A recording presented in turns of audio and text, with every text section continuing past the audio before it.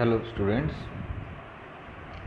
So in the previous lecture we have discussed about the electronic configuration based on molecular orbital theory of bonding.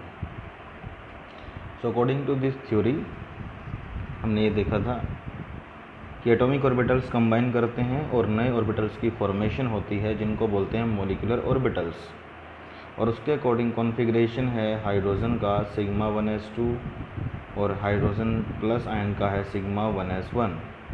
और इसी तरह से हमने electronic configuration other molecules के लिए भी स्टडी किए थे, लाइक दिस।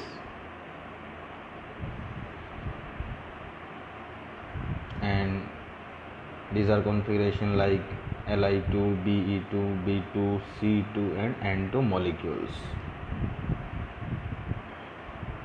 और इसके अलावा हमने देखा था इलेक्ट्रॉनिक कॉन्फ़िगरेशन N2 आयन का, N2 negative, N2 2 negative, O2 dioxygen and O2 positive and O2 negative, जिनके अंदर हम इस तरह से कॉन्फ़िगरेशन लिखते हैं। और ये जो इलेक्ट्रॉन्स हैं ये प्रेजेंट हैं दो टाइप के ऑर्बिटल्स में, जैसे sigma 2s and sigma star 2s। तो नॉन स्टार जो हैं उनको बोलते हैं बॉन्डिंग मोलिकुलर ऑर्बिटल, और जिन पे स्टार लगा हुआ है इनको बोलते हैं एंटी बॉन्डिंग मोलिकुलर ऑर्बिटल्स। तो अब इस इलेक्ट्रॉनिक कॉन्फ़िगरेशन को यूज़ करके हम कुछ मॉलिक्यूल्स की प्रॉपर्टीज़ के बारे में फाइंड आउट करेंगे, H2 से लेकर नियॉन 2 तक। जैसे बॉन्ड ऑर्डर और मैग्नेटिक बिहेवियर। अगर हमें बॉन्ड ऑर्डर फाइंड आउट करना है तो बॉन्ड ऑर्डर का फार्मूला होता है 1/2 number of electrons in bonding minus number of electrons in anti bonding orbitals. और इस फॉर्मूला का यूज़ करके हम इलेक्ट्रॉनिक कॉन्फ़िगरेशन लिखने के बाद सभी का बॉन्ड ऑर्डर फाइंड आउट कर सकते हैं। फॉर एग्ज़ाम्पल H2 मॉलिक्यूल के लिए सिग्मा 1s2 जिसमें है 2 इलेक्ट्रॉन बॉन्डिंग में और एंटी बॉन्डिंग में 0 है, तो 1/2 2 - 0, तो बॉन्ड ऑर्डर आ गया है 1। इसी तरह से H2 प्लस मॉलिक्यूल में एक इलेक्ट्रॉन है बॉन्डिंग में, तो 1/2 1 - 0, बॉन्ड ऑर्डर आ गया 0.5। इसके साथ साथ में मैग्नेटिक कैरेक्टर की बात करें तो जिन मॉलिक्यूल्स में सभी इलेक्ट्रॉन्स पेयर्ड होते हैं इस तरह से, तो वो होते हैं डायमैग्नेटिक। तो हाइड्रोजन H2 जो है ये एक डायमैग्नेटिक मॉलिक्यूल है, जिसको मैग्नेटिक फील्ड में रखेंगे तो इसका होगा repulsion, it will be repelled. और जिनमें एक या उससे ज़्यादा अनपेड इलेक्ट्रॉन होता है, एटलीस्ट 1 अनपेड इलेक्ट्रॉन, तो वो होते हैं पैरामैग्नेटिक, और मैग्नेटिक फील्ड उनको अट्रैक्ट करता है। सो इन दिस वे सभी मॉलिक्यूल्स के लिए यहाँ पर बॉन्ड ऑर्डर कैलकुलेट किया गया है। फॉर एग्ज़ाम्पल हीलियम 2 मॉलिक्यूल यहाँ देखें हम, तो इसमें जो ये 2 इलेक्ट्रॉन्स हैं ये हैं बॉन्डिंग और ये इलेक्ट्रॉन्स हैं एंटी बॉन्डिंग, तो बॉन्ड ऑर्डर आएगा 1/2 2 - 2 = 0। और इसका मतलब है कि ये मॉलिक्यूल एग्जिस्ट नहीं करता। बॉन्ड ऑर्डर की वैल्यू जितनी ज़्यादा है तो वो मॉलिक्यूल उतना ही ज़्यादा स्टेबल है। सो इन दिस वे यहाँ डिफरेंट मॉलिक्यूल्स के लिए फाइंड आउट किया गया है कि बॉन्ड ऑर्डर 0 है या 0 से ज़्यादा। जितना ज़्यादा बॉन्ड ऑर्डर है वो उतना ही स्टेबल मॉलिक्यूल है, बॉन्ड उतना ही स्ट्रॉन्ग है। फॉर एग्ज़ाम्पल लिथियम 2 मॉलिक्यूल के लिए 2n2 4 इलेक्ट्रॉन्स हैं बॉन्डिंग में, तो 1/2 × 4, और 2 इलेक्ट्रॉन्स हैं ये एंटी बॉन्डिंग में, तो 4 - 2/2, तो बॉन्ड ऑर्डर आता है 1। और यहाँ कोई भी इलेक्ट्रॉन अनपेयर्ड नहीं है, सारे पेयर्ड हैं, तो ये मॉलिक्यूल है डायमैग्नेटिक। सो इन दिस वे इस तरह से सभी मॉलिक्यूल्स के बॉन्ड ऑर्डर्स यहाँ पर फाइंड आउट किए गए हैं। और हम किसी भी मॉलिक्यूल का बॉन्ड ऑर्डर ऐसे निकाल सकते हैं। इसमें अब हम यहाँ पर स्पेशली एम्फेसाइज करेंगे नाइट्रोजन का मॉलिक्यूल N2, N2 प्लस और N2 माइनस और N2 2 माइनस, ये हमने लिखा कॉन्फ़िगरेशन, और इसमें इलेक्ट्रॉन्स को फाइंड आउट किया, बॉन्डिंग और एंटी बॉन्डिंग को।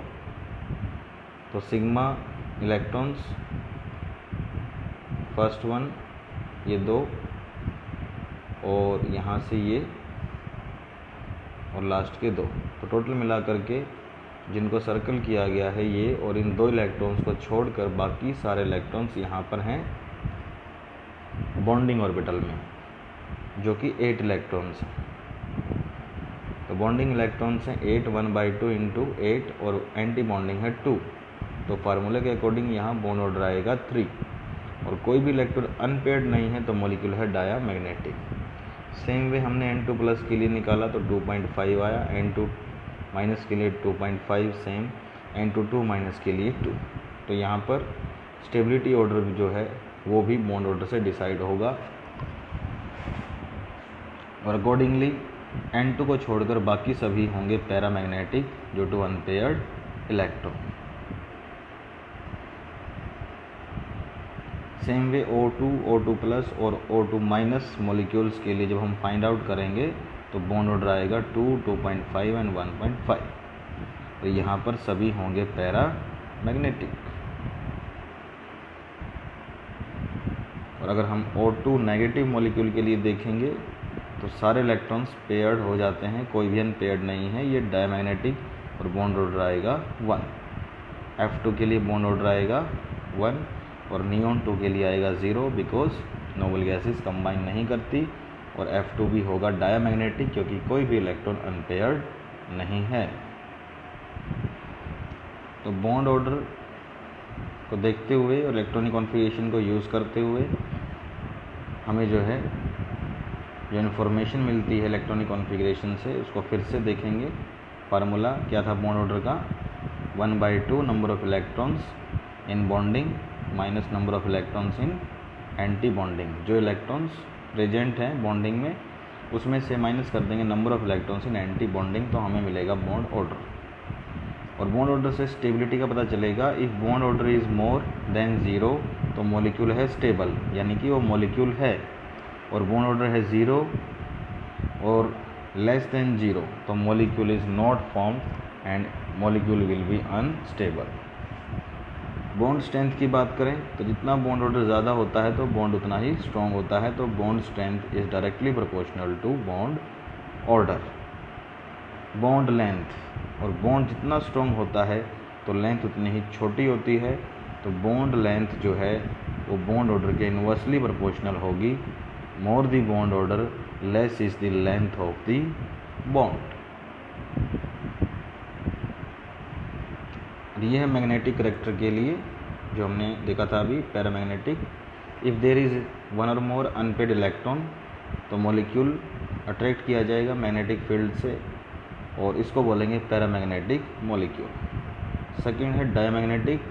If there is no unpaired electron, सारे इलेक्ट्रॉन अगर पेयर्ड हैं तो मॉलिक्यूल जो है it will be repelled by the external magnetic field, और उसको बोलेंगे हम डायमैग्नेटिक नेचर या molecule. And number 7 is magnetic moment. जो मॉलिक्यूल्स होते हैं पैरामैग्नेटिक तो उनकी एक मोमेंट होती है जिसको बोलते हैं मैग्नेटिक मोमेंट, जिसका सिंबल होता है ये म्यू, और फार्मूला होता है म्यू के लिए √n × n+2, जिसकी यूनिट होती है Bm बोहर मैग्नेटॉन, और n होता है इसमें नंबर ऑफ अनपेयर्ड इलेक्ट्रॉन्स। तो अगर किसी मॉलिक्यूल में अनपेयर्ड इलेक्ट्रॉन है 1 तो म्यू आएगा √1 × 1+2 इज इक्वल टू √3, तो 1.732 Bm बोहर मैग्नेटॉन होगी उसकी मैग्नेटिक मोमेंट। और मैग्नेटिक मोमेंट उतनी ही ज़्यादा होगी जितने अनपेयर्ड इलेक्ट्रॉन, और मॉलिक्यूल उतना ही ज़्यादा पैरामैग्नेटिक होगा। तो फाइनली अगर हमसे कुछ क्वेश्चन पूछे जाएं जैसे कि give the decreasing order of stability and bond length for these ions N2, N2+, N2- and N2 2-, तो सबसे पहले हम फाइंड आउट करेंगे बॉन्ड ऑर्डर, जो हम कर चुके हैं, और इसके अकॉर्डिंग बॉन्ड ऑर्डर के अकॉर्डिंग हम देखें तो स्टेबिलिटी ऑर्डर भी वही होगा। सबसे ज़्यादा स्टेबल N2, फिर N2 प्लस और N2 माइनस होंगे इक्वल, और N2 2 माइनस होगा सबसे लेस स्टेबल। और बॉन्ड लेंथ का ऑर्डर होगा इसका रिवर्स, तो सबसे ज़्यादा बॉन्ड लेंथ होगी N2 नेगेटिव, N2 1 नेगेटिव और 1 पॉजिटिव की होगी इक्वल, और सबसे लेस बॉन्ड लेंथ होगा N2 के लिए।